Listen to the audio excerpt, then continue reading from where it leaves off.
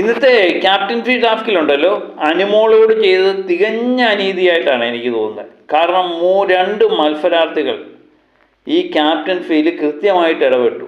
അത് ആര്യന് വേണ്ടി. അനുമോള് ആര്യനെ, ഫാബുമോൻ, ഇവർ 3 പേരാണ് മത്സരിച്ചത്. കിച്ചൺ ഏരിയയെ വെച്ച് ഇതിനിടയിൽ ആഹാരം കഴിച്ച് പാത്രം കഴിക്കുന്നതിൻ്റെ ഇടയിൽ നമ്മുടെ നെവിൻ അതിൻ്റെ ഇടയ്ക്ക് വന്ന് ആ കയറുമെല്ലാം പിടിച്ച് എന്തൊക്കെയോ കാണിച്ചു കൂട്ടുന്നു. അവസാനം കിച്ചണിൽ മറിഞ്ഞു വീഴുന്നു.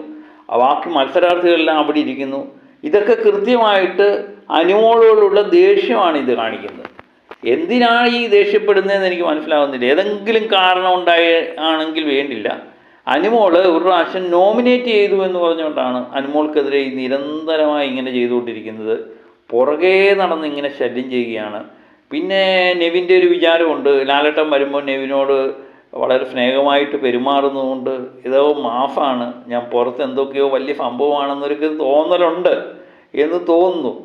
അത് കഴിഞ്ഞ് പുറത്ത് പോയതിന് ശേഷം തിരിച്ച് വന്നതിന് ശേഷമാണ് ഈ പരിപാടിയൊക്കെ കാണിക്കുന്നത്. അവസാനം ബിഗ് ബോസ് ഇടപെട്ട് കിച്ചണിൽ നിന്ന് പൊക്കുന്നുണ്ട്. കിച്ചണിൽ നിന്ന് പൊക്കിയിട്ട് ഉടൻ തന്നെ അനുമോളുടെ ബെഡിലാണ് വന്ന് കിടക്കുന്നത്. എന്തൊക്കെയോ കാണിച്ചു കൂട്ടുന്നുണ്ട്.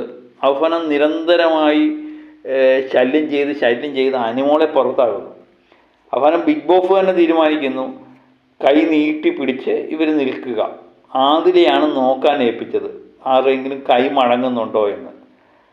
ഇതിനുള്ള പ്രശ്നമെന്ന് പറഞ്ഞാൽ ആര്യനാണ് നടുക്ക് നിൽക്കുന്നത്. ആദ്യം ഇച്ചിരി നീളം കൂടുതലായതുകൊണ്ട് അനുമോൾ അതിനനുസരിച്ച് പിടിക്കേണ്ട അവസ്ഥ ഉണ്ട്.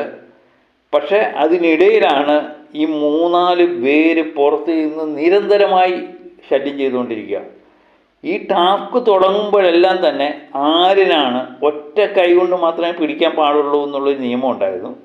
അതെല്ലാം ലംഘിച്ച് 2 കൈ കൊണ്ട് നിരന്തരമായി പിടിച്ചുകൊണ്ടിരുന്നു. പല പ്രാവശ്യം കൈമടങ്ങി.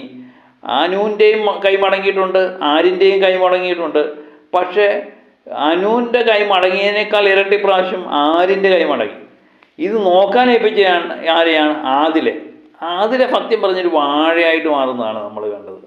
അനുവിൻ്റെ അടുത്ത ഫ്രണ്ടാണെന്നൊക്കെ പറയുമ്പം അനുവിന് ഉപകാരമുള്ള ഒരു കാര്യവും ചെയ്യുന്നില്ല. ബിഗ് ബോസ് പറഞ്ഞു ആദിലെയാണ് തീരുമാനം എടുക്കേണ്ടത്. അപ്പോൾ പല പ്രാവശ്യം ആര്യൻ്റെ കൈ മടങ്ങി എന്ന് പറഞ്ഞപ്പോഴും ആദിലേക്ക് തീരുമാനം എടുക്കാൻ പറ്റില്ല. പക്ഷേ അനുമോളുടെ കൈ മടങ്ങി എന്ന് പറഞ്ഞുകൊണ്ട് ബഹളം. ഒരു വശത്ത് ലക്ഷ്മി ഫാബുവിന് വേണ്ടി, മറുവശത്ത് നമ്മുടെ നെവിനും അക്ബറും കൂടി ആര്യന് വേണ്ടി. സത്യം പറഞ്ഞാൽ അനുമോക്ക് പറയാൻ ആരുമില്ലാത്ത അവസ്ഥ വന്നു. കൃത്യമായിട്ട് അത് നമ്മൾ ഗെയിം കാണുമ്പോൾ മനസ്സിലാവുകയും ചെയ്തു.